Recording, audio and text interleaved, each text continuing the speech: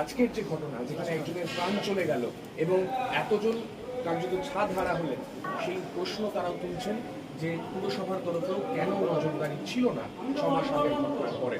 ক্যামেরায় অর্চন রায় গোস্বামীর সঙ্গে সান্নি ঘোষ, নিউজ 18 বাংলা, কলকাতা। মনে পড়ে গেলে তো এখান দিয়ে খুলে গেল মন্দির যে গেট আছে আমরা জিএমজির কে আছে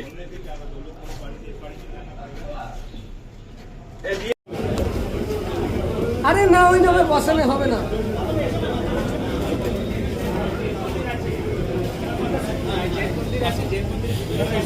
মনে পড়ে গেলে তো এখান দিয়ে খুলে গেল মন্দির যে গেট আছে আমরা জিএমজির কে আছে